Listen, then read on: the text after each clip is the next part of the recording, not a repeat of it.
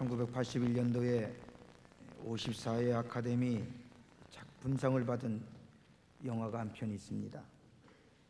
그 영화의 제목은 불의 전차라고 하는 영화입니다.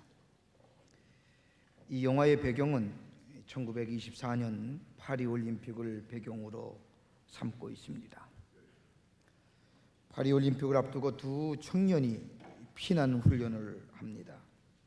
한 청년은 에릭 리델이라고 하는 청년으로 스코틀랜드의 출신으로 중국으로 건너가 일생을 선교사로 보내기로 결심한 청년이고, 또 한 청년은 해럴드 아브라함이라고 하는 청년으로서 역사와 전통을 자랑하는 케임브리지 대학에 입학한 유태인입니다.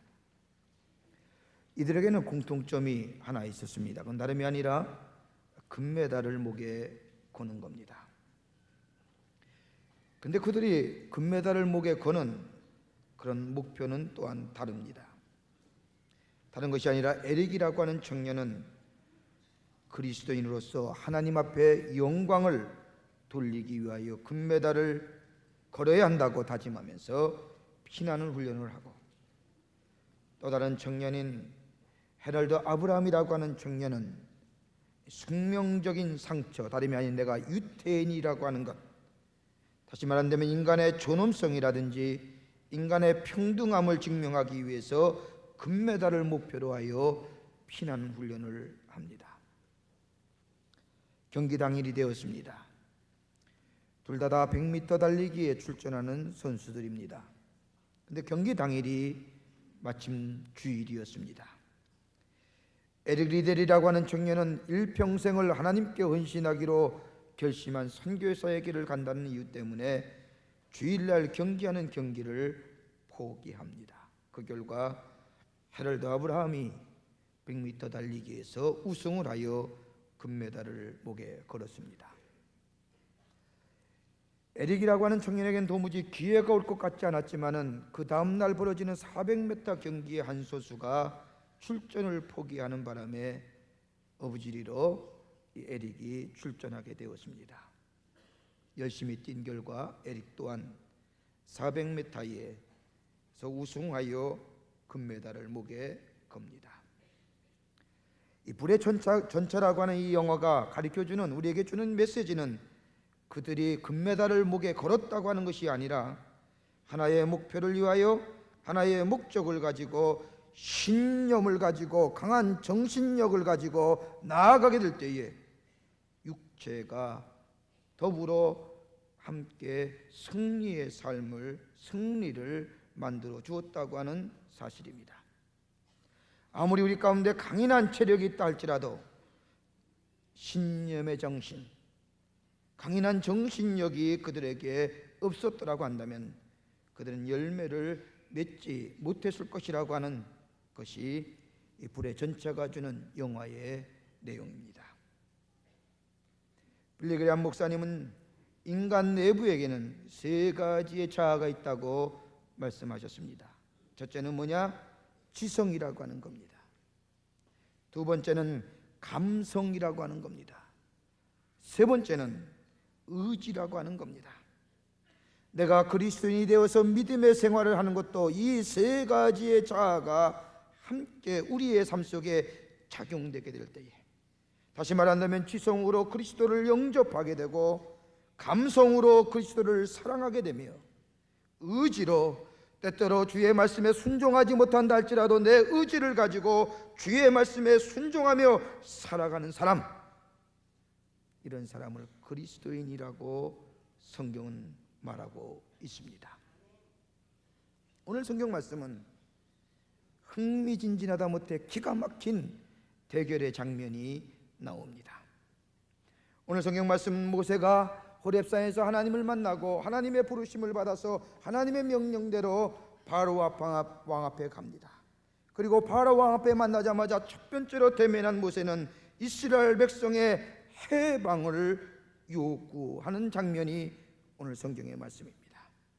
다른 전이에도 없습니다. 한 번도 만나보지 못한 바로에게 모세와 아론은 찾아가서 내 백성 이스라엘 백성이 하나님께 택한 백성이므로 자유롭게 하나님을 섬길 수 있도록 해방시켜달라고, 자유함을 달라고 요구하지만은, 오늘 성경 말씀을 보면 바로는 이 모세와 아론의 요구에 나는 하나님을 알지 못하노라, 하나님이 누구간데라고 이야기하면서 이스라엘 백성을 더욱더 정치적인 압제와 경제적인 착취로 가중시켜 나가는 것을 보게 됩니다.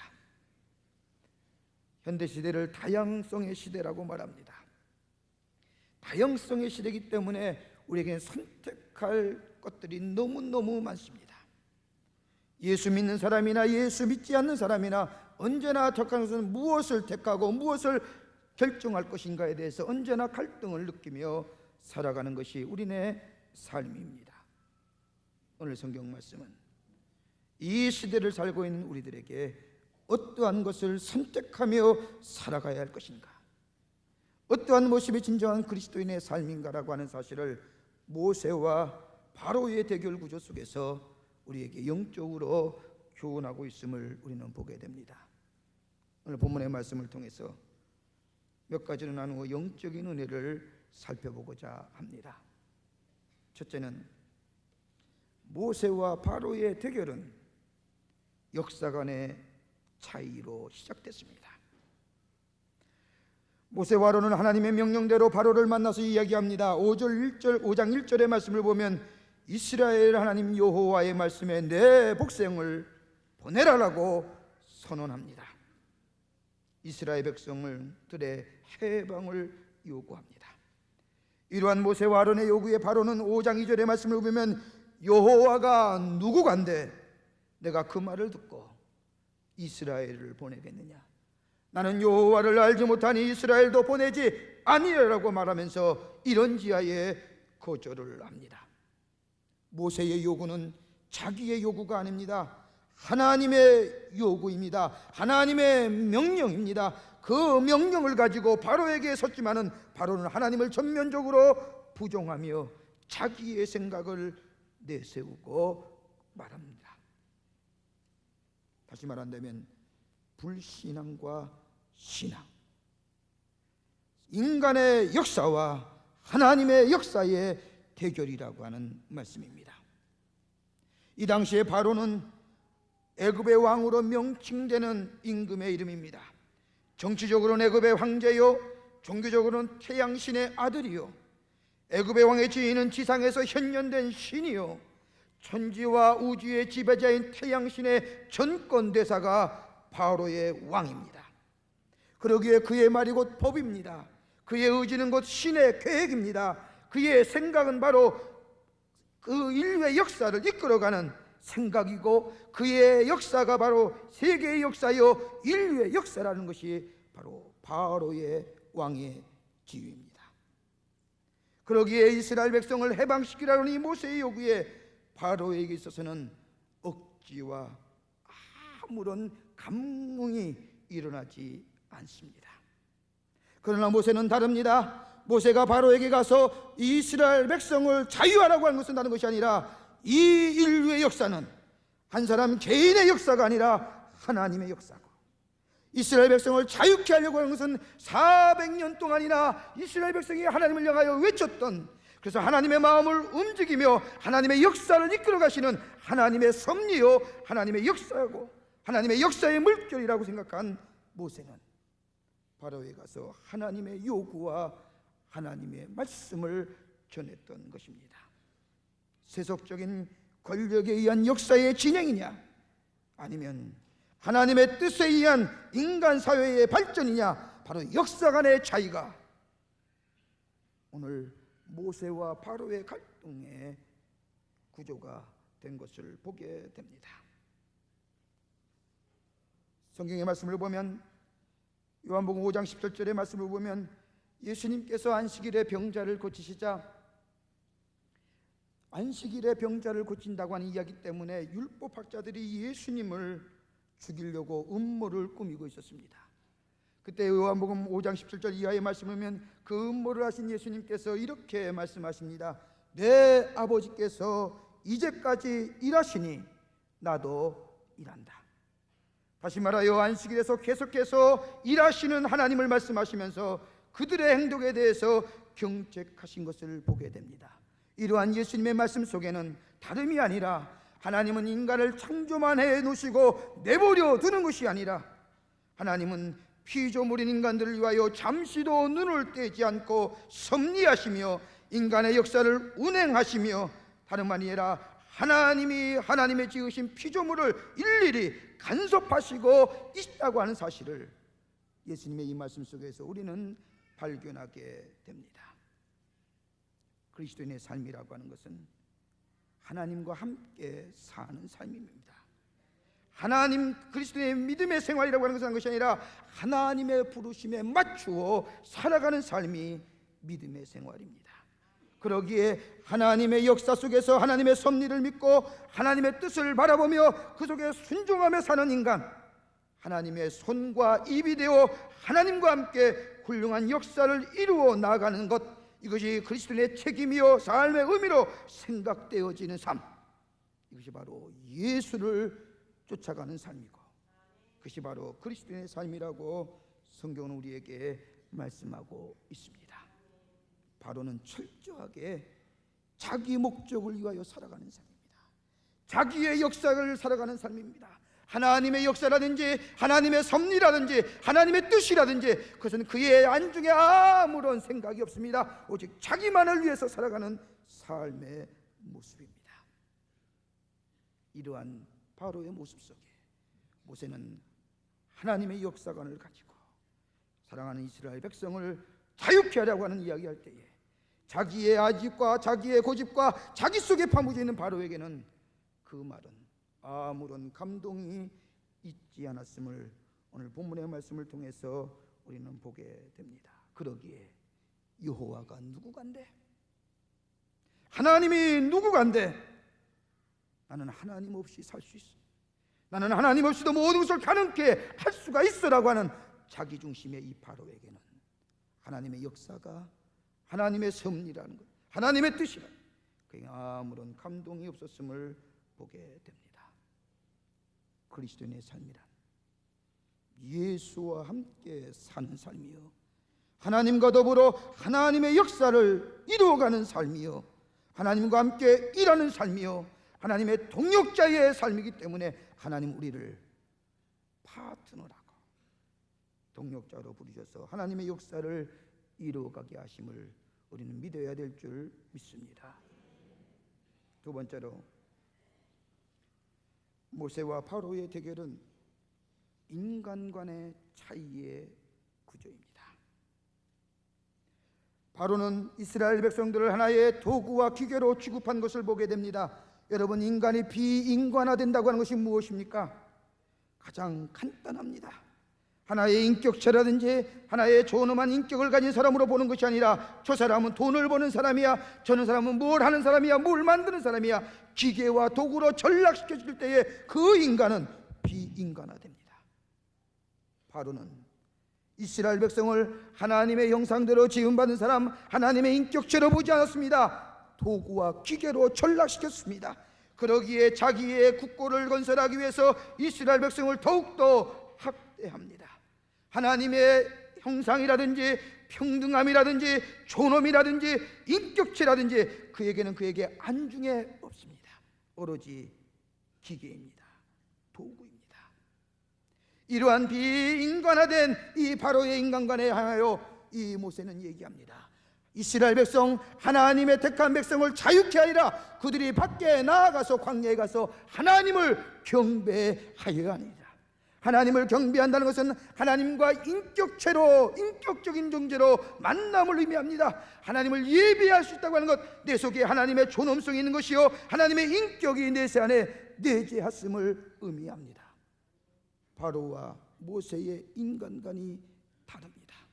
자기의 목적을 위해서, 자기의 부를 위해서, 자기의 이유를 위해서 인간을 이용하는 바로의 인간관과 하나의 인격체, 하나님의 형상대로 지음받은 삶, 하나님의 고귀한 존엄성을 가진 인간의 모습, 바로 이런 인간 간의 차이가 오늘 모세와 바로의 싸움이었던 것을 보게 됩니다. 저는 얼마 전에 충격적인 뉴스를 보았습니다. 요즘 우리 사회 주변에는 3D의 일들은, 더럽고 어렵고 위험한 일들은 대부분 제3국의 사람들이 일하고 있는 것을 우리 주변에서 흔히 보게 됩니다. 얼마 전에 뉴스에 가구 공장에서 일하는 이 3D 업종에서 일하는 외국인들이 체불한 임금 때문에 파업을 일으키며 체불된 임금을 돌려달라고 시위하는 모습을 뉴스를 통해서 보았습니다. 참으로 안타까운 일이었습니다. 인간을 존엄한 인격체로 보지 않고 자기의 목적을 위하여 수단과 도구를 이용하는, 이것은 바로 인간을 비인간화시키는 것이요, 이것은 바로 물질의 세계에서만이 있어지는 일임을 우리 오늘 바로의 모습을 통해서 보게 됩니다. 마가복음 5장의 말씀을 보면 거라사의 광인이라고 하는 불리우는 사나이가 나옵니다. 이 말씀을 보면 이 사나이는 이름도 없습니다. 주소도 없습니다. 그의 사는 곳처는 공동의 묘지입니다. 그에게는 자유도 없습니다. 언어도 없습니다. 그에게 말하는 것이 있다고 한다면 밤낮을 가리지 않고 무엇인가 소리 지르는 것뿐이었습니다. 그러기에 사람들에게 버림을 받았습니다. 가족도 없습니다. 이웃도 없습니다. 자기 몸을 돌로 헤치면서 핏덩이가 되어 외롭게 죽기만을 기다리는 이 불쌍한 인간에게 마가복음 5장의 말씀을 보면 예수께서 찾아가셨습니다. 예수께서 찾아가시고 사랑의 모습으로 다가가시고 그의 정신을 온전케 할 뿐만 아니라 새로운 인격체로 새롭게 태어나셔서 가정과 가족으로 돌려보냈던 것을 마가복음 5장을 통해서 보게 됩니다. 무엇 때문에? 예수께서 무엇 때문에 이 거라사의 광인을 새롭게 하셨는가? 다름이 아니라 예수님 마음속에는 이 인간도 하나님의 인격체요, 하나님의 인간성을 가진 존엄한 인격체라고 하는 사랑의 마음으로 다가가셨기에 그 사랑이 거라사의 광인을 온전케 할 뿐만 아니라 새롭게 새로운 창조물로 변화시켰던 것을 보게 됩니다. 우리가 흔히 도서관에 가면 이 막스이즘과 더불어 초대교회의 공동체를 연구한 논문들을 많이 볼 수가 있습니다. 막스이즘과 사회주의가 관심을 두는 부분은 다른 것이 아니라 소유에 관심을 둡니다. 그러나 기독교는 존재의 중심을 두고 있습니다. 기독교는 인간 자체에 대한 관심입니다. 그러기에 하나님께서 인간에 주신 심령이라든지 중생이라든지 하나님의 자녀됨이라든지 하나님의 인간성이라든지 하나님께서 우리에게 주신 정체성이라든지 인간에 대한 관심입니다. 그러나 막스나 사회주의는 다른 것이 아닙니다. 물질입니다. 도구입니다. 어떻게 하면 인간이 기계로 전락되어 얼마나 많은 물질을 만들어내느냐, 그 물질을 어떻게 공평하게 분배하느냐, 분배 의론에 관심이 많이 있습니다. 분배가 잘 이루어지면 이 인류는 자유와 평등이 이루어진다고 생각하는 것이 막스이즘과 사회주의가 얘기하는 겁니다. 물질을 공평하게 분배하려면 힘의 구조가 필요합니다. 그러기 위해서는 혁명이 정당화됩니다. 빼앗고 빼앗기는 순환의 구조입니다. 그러나 기독교가 말하는 것은 다른 것이 아닙니다. 기독교는 베푸는 겁니다. 빼앗는 것이 아니라 주는 겁니다. 사랑을 나누어 주고 이 하나님의 한 사람이라도 하나님의 인격체요, 하나님의 형상대로 지음받은 하나님의 고귀한 생명을 가진 사람으로서 평등하게 대하는 것, 이것이 바로 기독교가 말하는 인간관입니다. 하나님의 인간성을 새롭게 회복할 수 있는 것, 성경의 말씀을 보면 다른 것이 아닙니다. 하나님의 형상의 회복은 하나님의 형상을 회복시키는 일은 다른 것이 아니라 사랑을 주게 될 때에, 사랑이 그 속에 있게 될 때에 하나님의 형상이 회복됨을 성경은 우리에게 가르쳐주고 있습니다. 여러분, 사랑은 누구의 것입니까?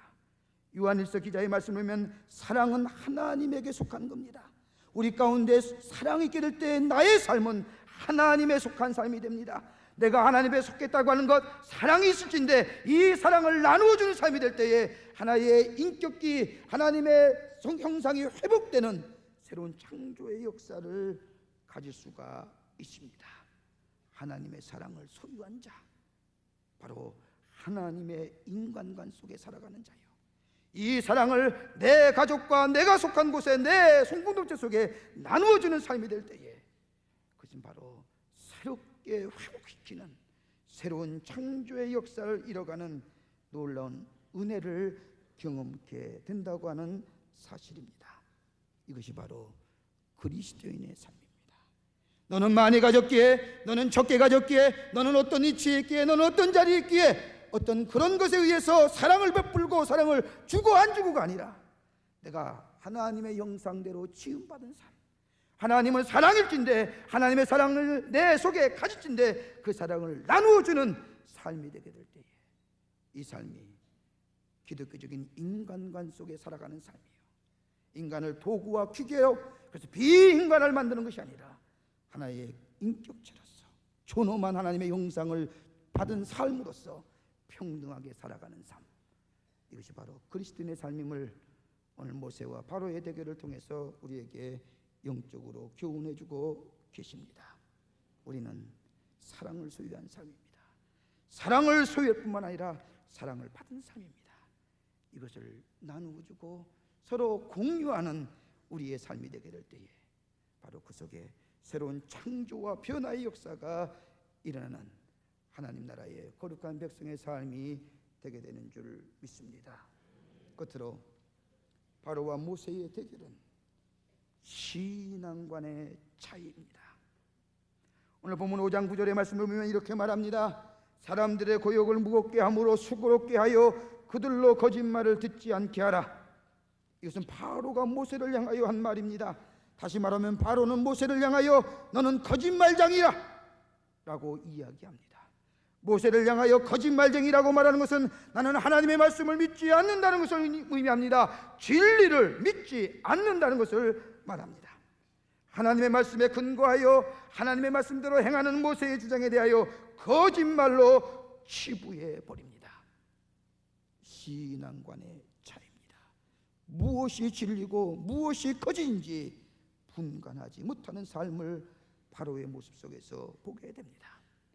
모세는 철저하게 하나님의 명령에 근거한 삶이었습니다. 하나님의 말씀에 근거한 삶이었습니다. 여러분, 어떤 사람이 가장 무서운 사람인지 아십니까?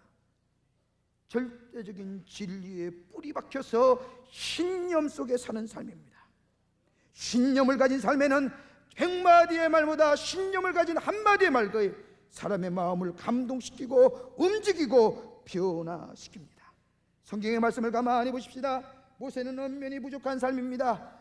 언변이 말할 줄 모르는 삶이라고 고백합니다.